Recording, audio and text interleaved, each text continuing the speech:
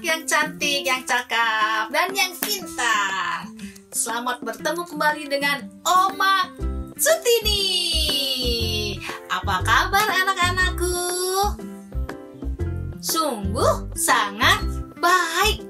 Good job. Ya, kita bersyukur ya kalau kita bisa bertemu kembali lewat YouTube ini ya. Yuk kita akan mulai sekolah minggu hari ini. Sebelumnya kita akan berdoa dulu. Yuk kita akan lipat tangan, tutup matanya. Tuhan Yesus, terima kasih Tuhan buat hari ini. Engkau sudah memimpin kami, menyertai kami, melindungi kami, dan memberkati kami. Tuhan, bila sebentar kami akan memulai Tuhan ibadah hari ini, biarlah Engkau sendiri akan pakai anak-anak-Mu yang akan melayani Engkau Bapa. Baik pujian, baik firman Tuhan yang akan kami dengar, biarlah Engkau sendiri akan memberkatinya ya Bapa. Terima kasih Tuhan, terima kasih Bapa. Kami percaya Tuhan, kami menyerahkannya Bapa. Dari awal pertengahan hingga sampai akhirnya kami menyerahkan semuanya ke dalam tangan-Mu Bapa. Terima kasih Tuhan Yesus. Haleluya. Amin. Ya, anak-anak, sebelum kita mendengarkan firman Tuhan, terlebih dahulu kita akan angkat satu pujian. Kasih Yesus indah, oh indah. Yuk kita akan sama-sama berdiri. Kita angkat satu pujian ini dengan penuh semangat. Yuk. Selamat pagi adik-adik semua. Kita mau memuji Tuhan. Supaya bagi berdiri. Udah mandi dan udah makan kan? Kita mau memuji Tuhan. Kita panggilin dulu Ci Shirley dan Cirita. Kita menyanyi Kasih Yesus indah, indah, oh indah.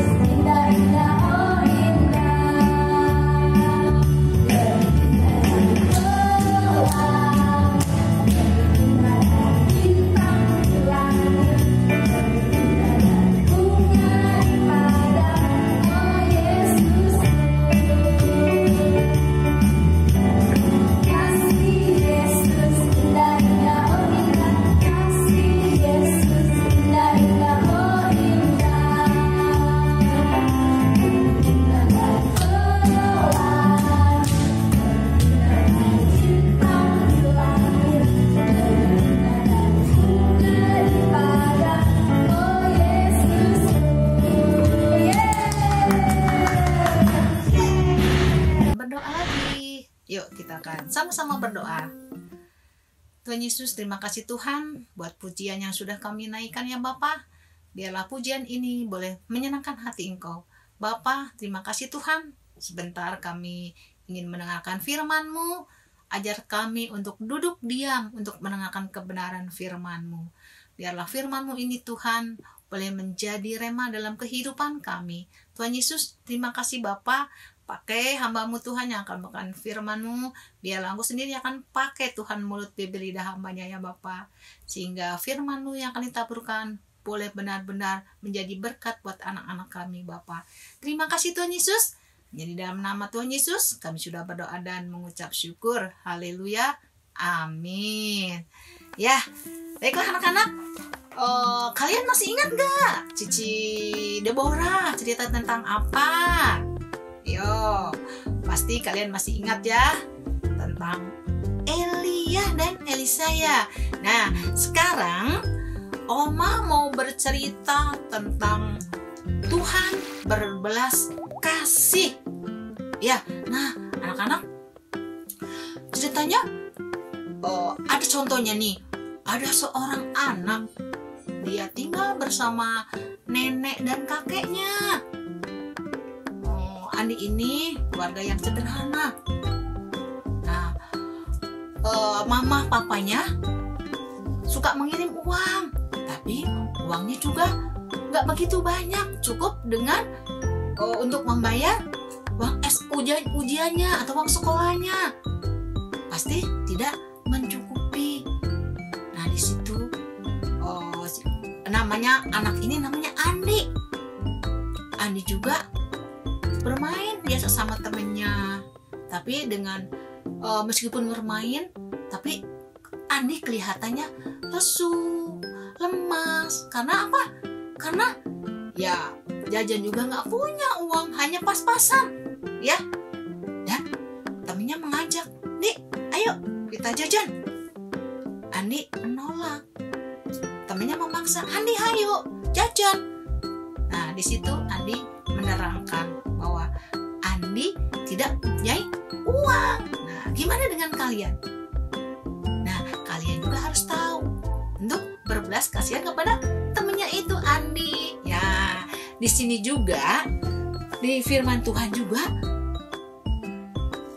kita akan belajar tentang Tuhan yang berbelas kasih tidak hanya kepada orang Israel aja, bukan hanya dengan bangsa Israel aja, tapi dengan bangsa lain. Nah, ceritanya kita belajar dari kisah seorang Naaman. Nah, Tuhan berbelas kasih kepada panglima perang. Wah, namanya siapa? Naaman. Ya, kita lihat bahannya ada di 2 Raja-Raja 5 ayat 1 sampai 19. Ya, anak-anak mungkin kalau dibaca terlalu panjang, ya. Kita lihat videonya atau ceritanya ya. Yuk kita akan menyaksikan filmnya atau videonya seorang perwira atau seorang panglima perang itu Naaman. Yuk kita dengar ceritanya anak-anak. Panglima Naaman sembuh. Sumber dari Alkitab Perjanjian Lama, Kitab 2 Raja-Raja pasal 5 ayat 1 sampai 19.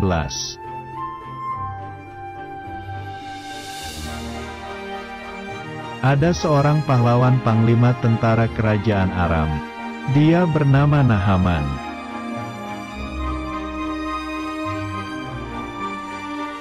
Suatu hari, Nahaman menderita sakit kusta. Luka-luka besar muncul di tubuhnya.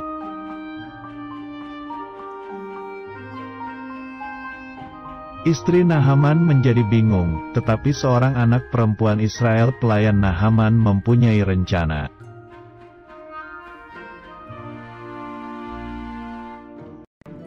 Pelayan itu memberitahu bahwa ada seorang nabi di Samaria yang bisa menyembuhkan Nahaman.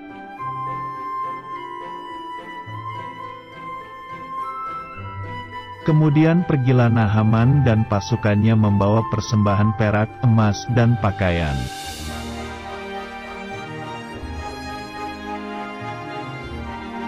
Nabi Elisa tidak menemui Nahaman, tetapi menyuruh seorang pelayan untuk menemui Nahaman.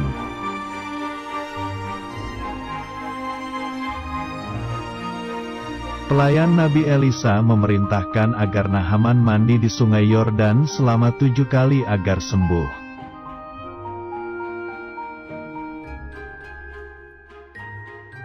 Tetapi, Nahaman menjadi marah karena Nabi Elisa tidak mau menemuinya dan mandi di sungai yang kotor.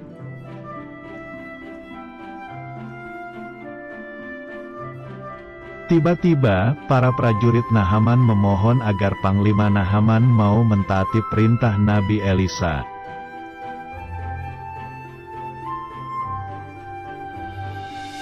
Akhirnya, Nahaman pun pergi ke sungai Yordan.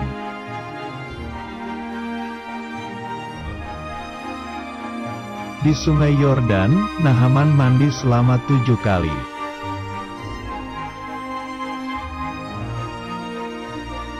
Penyakit kusta yang ada di badan Nahaman semuanya hilang. Nahaman telah sembuh.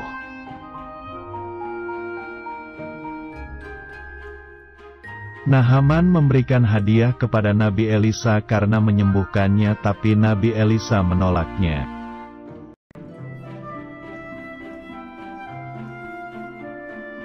Karena Elisa hanya pelayan, Tuhan yang menyembuhkan. Lalu, Nahaman dan pasukannya kembali pulang ke Aram.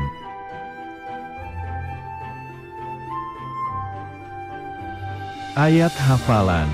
Orang yang melakukan kehendak Allah tetap hidup selama-lamanya. Kitab 1 Yohanes pasal 2 ayat 17.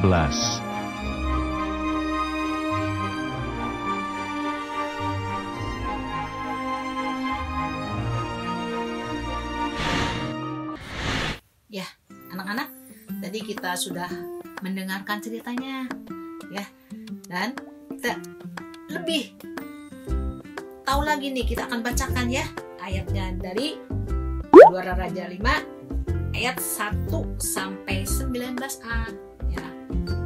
Kata firman Tuhan begini. Naaman, panglima Raja Aram, adalah seorang yang terpandang di hadapan tuannya dan sangat disayangi, sebab oleh dia Tuhan telah memberikan kemenangan kepada orang Aram.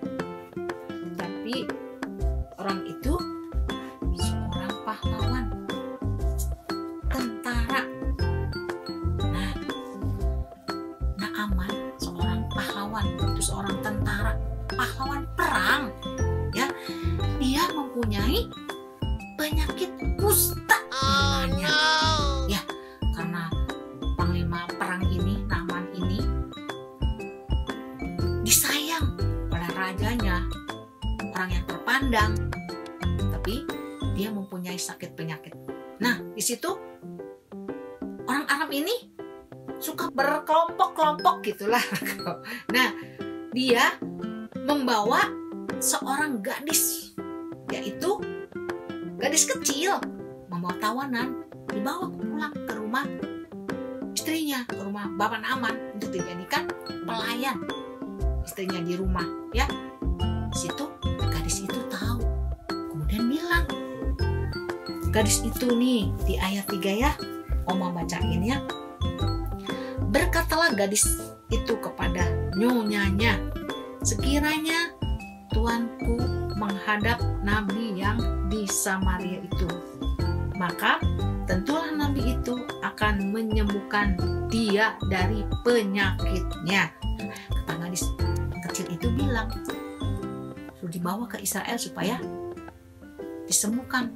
Nah, Naaman ini bilang ke raja bahwa di Israel itu ada yang dapat menyembuhkan penyakit saya. Kira-kira mengizinkan nggak ya raja? Nah, si raja ini mengizinkan Bapak Naaman pergi ke Israel. Nanti saya bikinin surat untuk Raja Israel. Dan dia sambil membawa persembahan, suruh bawa emas, bawa perak, juga kain untuk dipersembahkan kepada Raja Israel. Ya, di situ Bapak Naaman nyampe di depan rumah Bapak Elisa. Terus bukan Bapak Elisa yang keluar, Bapak Elisanya menyuruh hambanya atau menyuruh pelayannya untuk menyampaikan kepada Bapak Naaman. Terus Bapak Naaman suruh mandi di Sungai Yordan 7 kali. Kenapa yang keluar bukannya Nabi Elisa, malah pembantunya yang keluar dan disuruh mandi ke Sungai Yordan? Itu kan kotor di Sungai Yordan teh. Bukannya di sana di rasanya di Sungai Papal, di Sungai apa tuh, banyak lah yang bagus-bagus, yang bersih. Kenapa di Israel yang kotor airnya? Kita suruh mandi di situ. Tapi temennya ini datang ke Bapak Naaman. Kan kita pengen sembuh, bukan pengen apa-apa. Apapun kesukaran dia akan mau diperintahkan supaya nurut. Hanya mandi, nanti kamu akan sembuh dan tahir. Kemudian Bapak Naaman pergi ke Sungai Yordan, sungai yang kotor itu. Kamu tuh ya, nah, dia ngecomel. Pergi, dia turun juga akhirnya. Terus turun 1, 2 sampai 7 kali anak-anak. Kira-kira sudah 7 kali sembuh nggak? Sembuh luar biasa ya, mujizat Tuhan terjadi kepada panglima perang yaitu Naaman. Akhirnya naiklah Papa Naaman karena badannya sudah bagus, sudah seperti anak-anak badannya lembut. Nah, akhirnya panglima perang ini Naaman ini kembali ke Bapak Elisa. Ya, di situ dia mempersembahkan, terimalah katanya persembahan, ya berupa emas, perak, kain. Nah, kira-kira Bapak Elisa terima nggak? Enggak ya anak-anak. Dia bilang dia nggak mau terima karena dia hanya pelayan Tuhan. Di situ Naaman memaksa Nabi Elisa untuk menerima persembahan itu yang dia bawa. Demi Allah yang hidup, Nabi Elisa bilang gitu. Dia tidak mau menerima, saya hanya seorang pelayan. Nah, di situ Naaman tahu bahwa di Israel itu ada Allah yang hidup, Allah yang dapat menyembuhkan penyakit saya. Saya tahu sekarang, saya nggak mau lagi untuk menyembah patung, untuk menyembah berhala, untuk mempersembahkan korban bakaran. Sekarang saya tahu bahwa ada Allah yang hidup di Israel yang dapat menyembuhkan penyakit saya. Saya tidak mau lagi. Saya percaya kepada Allahnya Israel.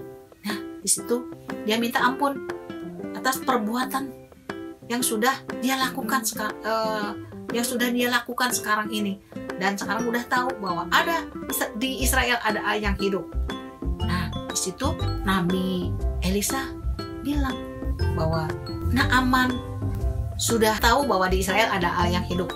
Nah, berkat gadis kecil yang sudah memberitahukan kepada istri Naaman boleh menjadi berkat sehingga Naaman boleh disembuhkan. Karena anak kecil ini berbelas kasih kepada Naaman sehingga Naaman boleh disembuhkan. Nah, gimana anak-anak? Sungguh luar biasa ya, anak kecil ini berani mengutarakan kepada pembesar. Seorang panglima dikasih tahu sama anak kecil. Coba gimana? Gimana coba? Gak takut dia. Dia berani kasih tahu di sana ada nabi yang dapat menyembuhkan penyakit Tuhan. Hebat, luar biasa ya anak kecil itu. Nah, anak-anak juga jangan takut ya untuk memberikan kasihnya kepada teman-teman, kasihnya kepada anak-anak yang kekurangan. Kasih itu sungguh luar biasa. Meskipun kita nggak punya, meskipun kita hanya seorang anak kecil, tapi kita harus berani memberikan kasihnya kepada orang yang membutuhkan, meskipun itu orang besar, meskipun itu orang kaya, orang terpandang. Tapi sungguh luar biasa anak kecil itu ya. Terberkati buat Naaman, sehingga Naaman boleh sembuh dan boleh melakukan kepercayaannya kepada Tuhannya Israel atau Allah yang hidup. Nah, anak-anak, jadilah berkat seperti anak kecil itu. Apapun yang kalian lakukan, apapun yang kalian berikan kepada orang-orang yang gak mampu atau yang membutuhkan, jadilah berkat seperti anak gadis kecil itu yang di Israel itu. Ya anak-anak, ikuti teladan si gadis kecil itu. Kita bisa seperti itu dan kita bisa jadi berkat buat banyak orang. Kita saling mengasihi, saling memberi orang yang membutuhkan. Ya, anak-anak ceritanya sampai di situ. Ayat hafalannya ada di Roma, anak-anak. Ada di Roma 9 ayat 18. bunyinya demikian. Jadi ia menaruh belas kasihan kepada siapa yang dikehendakinya, dan ia mendengarkan hati siapa yang dikehendakinya. Ya, anak-anak, ayat hafalannya di situ. Anak-anak boleh kirim di SM. Kalau anak-anak yang udah hafal, boleh di SM ya, boleh kirim ya. Anak-anak, kita tetap semangat ya, meskipun kita ibadah lewat YouTube.